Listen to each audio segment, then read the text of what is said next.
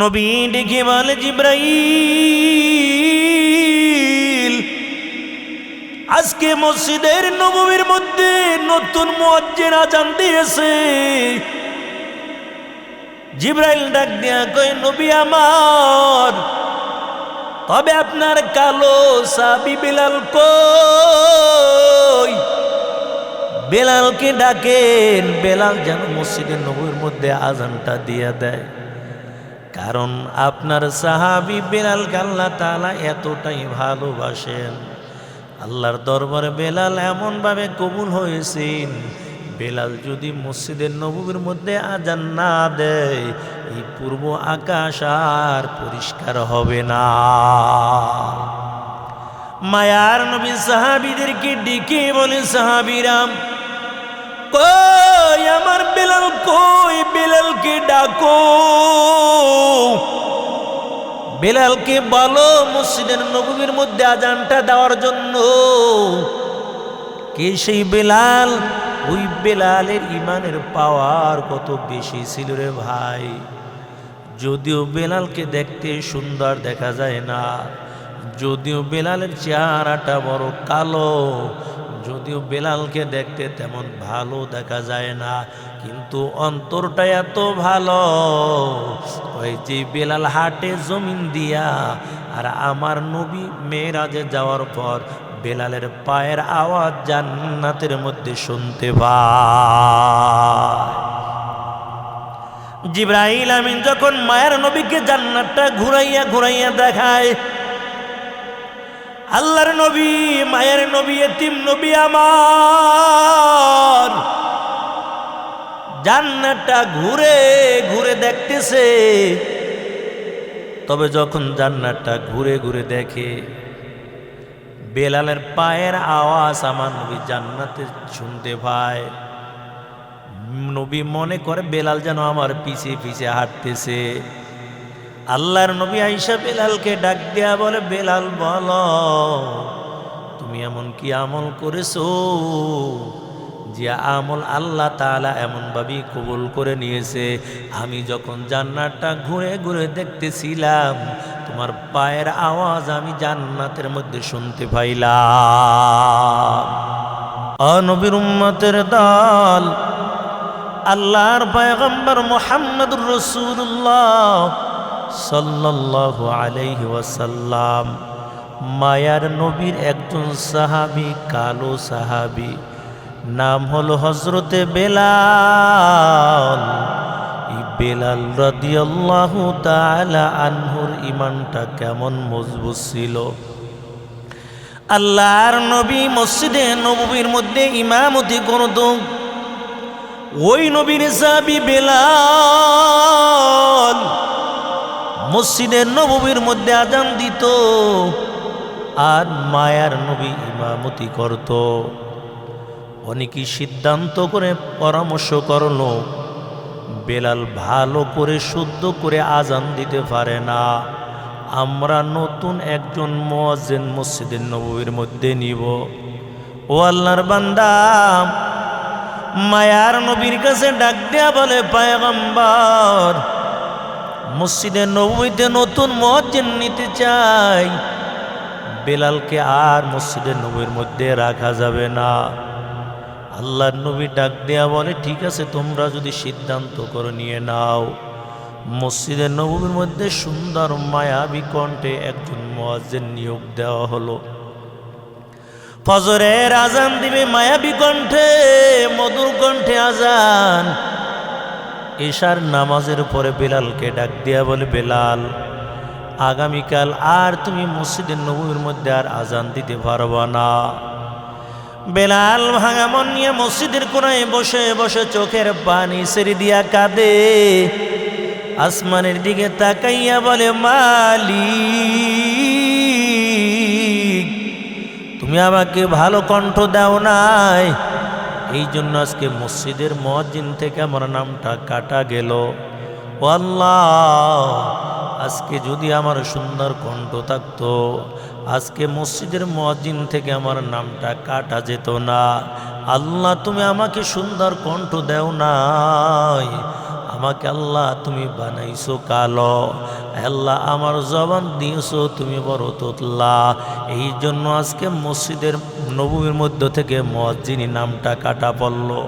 ওদার মালিক, তবে কিয়ামতের ময়দানে তোমার ওই জান্নাতি খাতা থেকে তুমি আমার নামটা কেটে দিও না গো আল্লাহ। বেলাল এমন করে করে মসজিদের কোনায় বসে বসে কাঁদে। কান্না করতে করতে ফজরের সময়টা হয়ে গেল। নতুন মুয়াজ্জিন মাইকে আজান দিয়া দিল, আসসালাতু খায়রুম মিনান নাওম, ঘুমের চেয়ে নামাজ ভালো। আর তুমি ঘুমাইও না, ঠিক মতো পড়িলে নামাজ জান্নাত তোমার ঠিকানা। ঘুমের চেয়ে নামাজ ভালো। আর তুমি ঘুমাইও না, ঠিক মতো পড়িলে নামাজ জান্নাত তোমার ঠিকানা। আমার প্রাণের ভাই বোনেরা, জলদি করে উঠে যাও, অজু করে তাড়াতাড়ি নামাজ পড়তে লেগে যাও। আহাতে মন কঠিন দিনেতে নামাজ তোমায় ভুলবে না। আহাতে মন কঠিন দিনেতে নামাজ তোমায় ভুলবে না। ঠিক মতো পড়িলে নামাজ জান্নাত তোমার ঠিকানা। ঘুমের চেয়ে নামাজ ভালো। আর তুমি ঘুমাইও না, ঠিক মতো পড়িলে নামাজ জান্নাত তোমার ঠিকানা। নবীর উম্মতের দল বেলাল মসজিদের কোনায় বসে বসে মায়াবী কণ্ঠে কান্নার আওয়াজ। কিন্তু নতুন মুয়াজ্জিন ফজরে আজান দিয়া দেয়। আজান হয়েছে, তবে পূর্ব আকাশ আর পরিষ্কার হয় না। সাহাবায়ে কেরাম অপেক্ষা করতেছি, কেন পূর্ব আকাশ পরিষ্কার হয় না? ওই পূর্ব আকাশ পরিষ্কার হয়ে যাবে, মায়ার নবী ইমামতিটা করবে। ও আল্লাহর বান্দা, সময় পার হয়ে যায় কিন্তু পূর্ব আকাশ পরিষ্কার হয় না। এমন সময় জিবরাইল আমিন মায়ার নবীর কাছে হাজির। ডেকে বলে, নবী আমার, বলেন আজকে কি মসজিদে নববীর মধ্যে আজান হয় নাই? আল্লাহর পয়গম্বর ডাক দিয়া কয়, জিবরাইল কেন তুমি আজকে এমন কথা জিজ্ঞেস করলা? জিবরাইল আমিন ডেকে বলে, নবী আমার, আপনার কালো সাহাবী বেলাল যখন মসজিদের নববীর মধ্যে আজান দেয়, বেলালের আজান শুধু দুনিয়ার মানুষ শুনে এমনটা না। বেলালের আজানের আওয়াজ আল্লাহ তাআলার আরশে আজিম পর্যন্ত পৌঁছে যায়।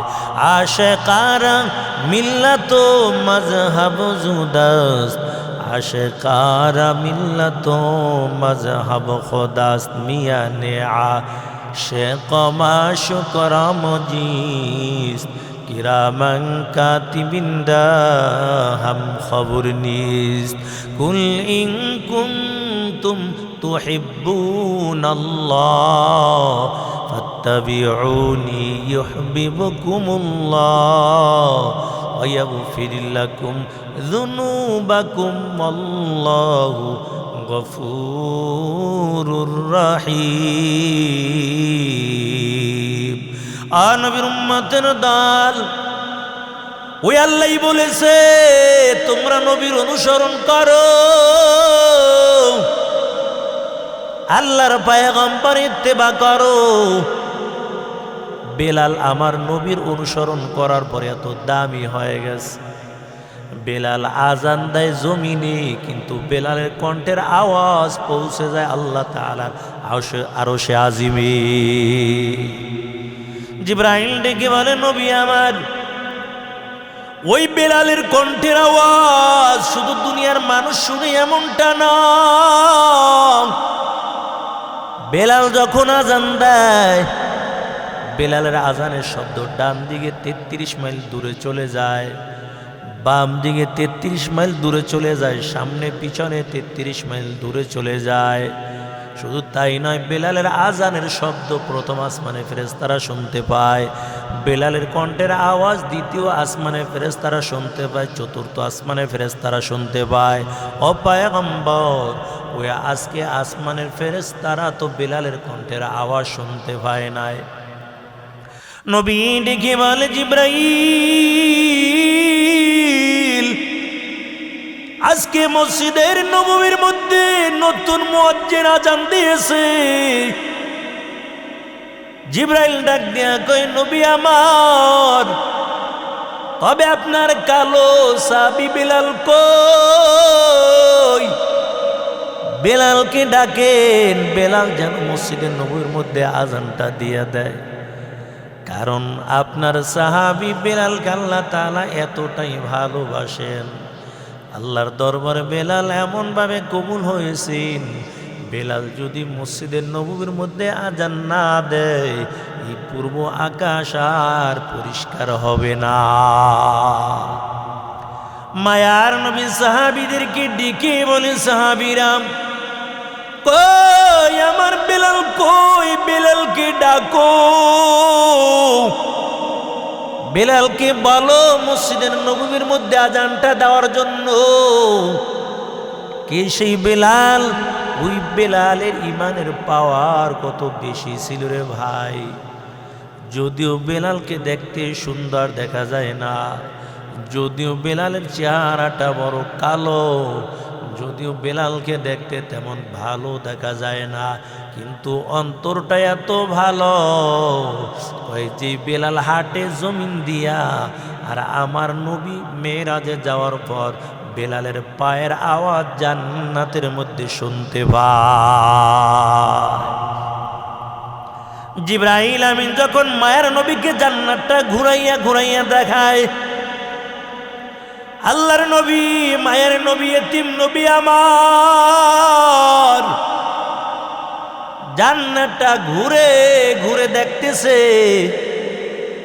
তবে যখন জান্নাতটা ঘুরে ঘুরে দেখে, বেলালের পায়ের আওয়াজ আমার নবী জান্নাতে শুনতে পায়, নবী মনে করে বেলাল যেন আমার পিছে পিছে হাঁটতেছে।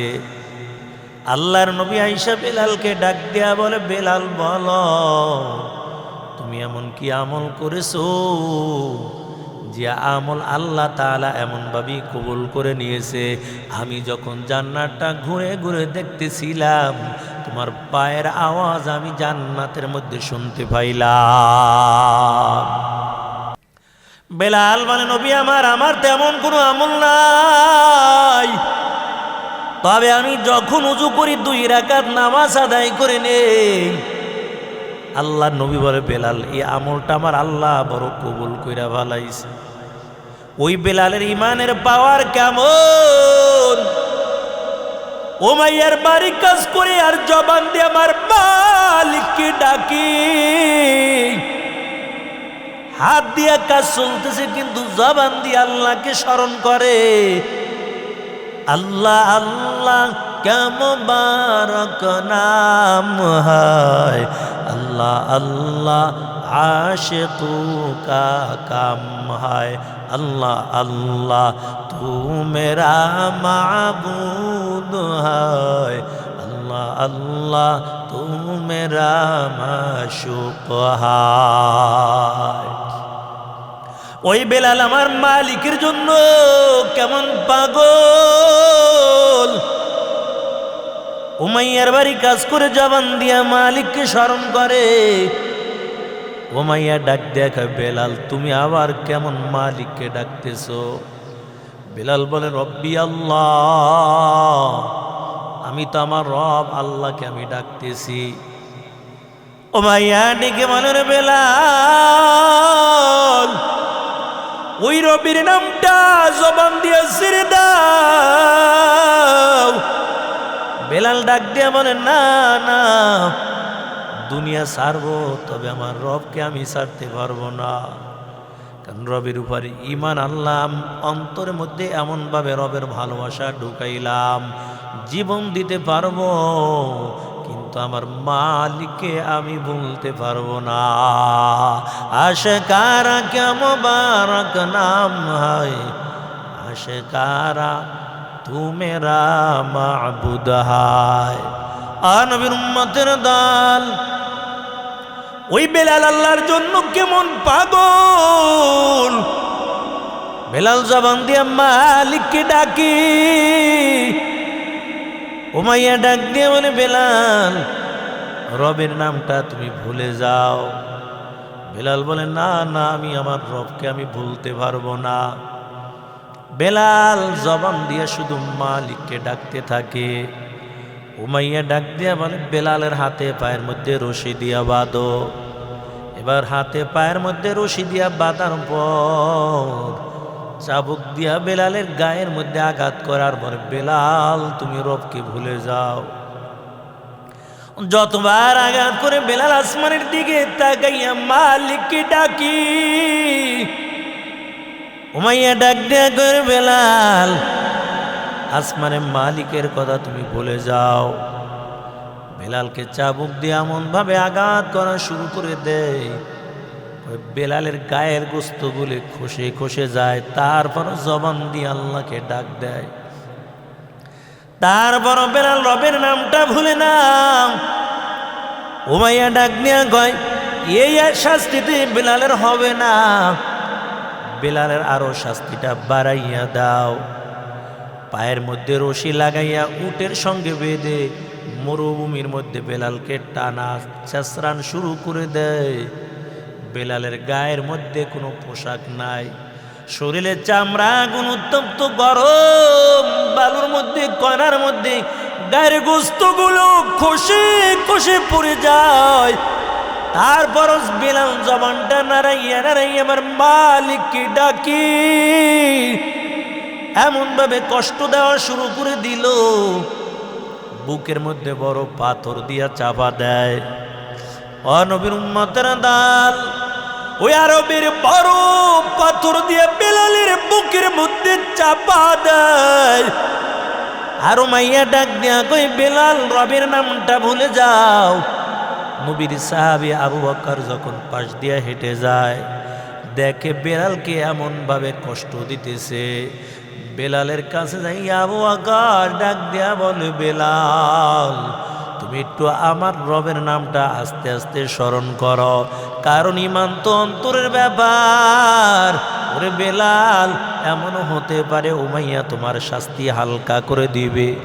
এই কথা বলে আবু বকর যখন পথ দিয়া চলে গেল, কিন্তু তারপর বেলাল রবের নামটা আস্তে আস্তে স্মরণ করে না, জোরে জোরে চিৎকার মেরে মেরে আমার মালিককে ডাকতেছে। উমাইয়া বুকের মধ্যে বড় পাথর দিয়া চাপা দিয়া দিল, আর ডাক দিয়ে বলে, রে বেলাল ওই রবের নামটা তুমি ভুলে যাও। বেলাল আওয়াজ দিয়া বলে, রে উমাইয়া দুনিয়া ছাড়বো, জীবনটা দিব, তারপরও এক মুহূর্তের জন্য আমি রবের নামটা ভুলতে পারবো না। আবু বকর আমার যখন পথ দিয়া যায়, দেখে বেলালকে আরো বেশি করে শাস্তি দেয়। উত্তপ্ত গরমের মধ্যে বালুর মধ্যে বেলালকে এমনভাবে চিৎ করাইয়া হাতের মধ্যে বড় পাথর, বুকের মধ্যে পাথর দিয়া চাপা দিয়ে রেখেছে। নবীর সাহাবী আবু বকর ডেকে বলে, ওরে ভাই বেলাল, তোমাকে তো বললাম একটু রবকে আস্তে আস্তে স্মরণ করে দাও, এমন হতে পারে উমাইয়া তোমাকে শাস্তিটা হালকা করে দিবে। বেলাল ডাক দিয়া বলে, ভাই আবু বকর, আমি আমার মালিককে আস্তে ডাকতে চাই, কিন্তু কেমন জানি জোরে বের হয়ে যায়। ও ভাই আবু বকর, তবে উমাইয়া আমাকে যত শাস্তি দেয়, আমার মালিককে যখন আমি আল্লাহ বলে যখন ডাক দেই, এই নাক দিয়া তখন আমি জান্নাতের সুখ ঘেরানগুলো আমি পাইতে থাকি। আল্লাহ আল্লাহ কে মুবারক নাম হয়, আল্লাহ আল্লাহ আশিকু কা কাম হয়। ইন্নাল্লাযীনা ক্বালু রাব্বুনাল্লাহ, ইন্নাল্লাযীনা قالوا ربنا الله ثم استقاموا تتنزل عليهم الملائكة ألا تخافوا ولا تحزنوا وأبشروا بالجنة